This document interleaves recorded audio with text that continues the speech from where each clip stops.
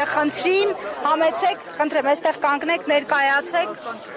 Գևորգ Լորեցյան, վարորդ եմ, բեռնատարի։ Ամսը 2-ից իմ մեքենան Մայիսի 2-ից։ Այո, Պրոշյանի գինին բարձած, սկզբից ասում էին կոնյակն են ստուգում, ինչ են անում, լաբորատորիա, բայց փաստորեն ես գինով գնացել եմ, ինձ ուղարկել են կենտրոնական տամոժնի, ասել են փակի դռները, մենք կզանգենք, գգակ լաբորատորիա կանենք։ Ու առեսօր 2 անգամ գնաց եկել եմ, ոչ մի բան, ոչ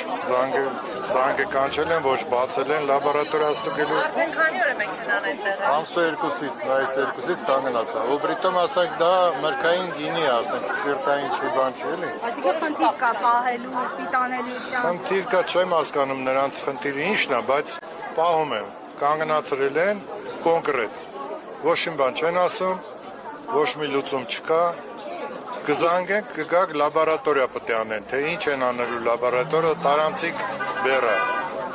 Իսկ վարորդները ինչ են խոսում, ինչ են լսել, ինչ են ասում։ Ոչ մեկին ոչ մի բան չեն ասում են պետք է ստուգենք, լաբորատորիա անցկացնենք,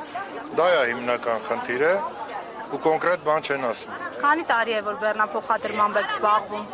Ես 82 թվականից զբաղվում եմ այդ գործով։ Նման նախադեպ հիշում եք։ Նման նախադեպ եղել է 90-ականներին, ասեմ, որ ասենք Վրաստանում խնդիրներ ենք ունեցել։ Չգիտեմ, Սաակաշվիլից հետո ամեն ինչ նորմալ էր, հիմա չգիտեմ ինչի նորից սկսել է լաբորատորիա, զադերժկեք, բաներ, չեմ կա, բացատրություն չունեմ։ Ենթադրությունով հարց չեն լուծում, ցավոտ տանում։ Դուք ինչ եք ենթադրում, ինչու է սպահվածքը վրացական կողմից։ Ինչ որ բան են ուզում փոխեն իրանք, չգիտեմ։ Բայց սա, ասենք, տնտեսական հարված է մեզ։ Մենակ խնդիրը նրանում չի, որ այդ բեռը չի գնում։ Այդ բեռի հետ, ասենք, արտադրանքն է կանգնում, պայմանագրերն է խախտվում։ Վերջով, ասենք, արտադրողը, որը արտադրել է յուղացին, որը սաղին ազդում է, սաղի վրա ազդում է։ Անես չի, որ մենակ, ասենք, բեռնափոխադրողին, ասենք, ինչ-որ տուժ տվեցին կամ ինչ-որ պատիժ արեցին։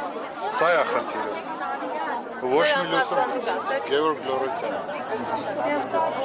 Ոչ մի, ասենք, լուծում չկա առայժմ։ Հասկանալի է, շնորհակալություն։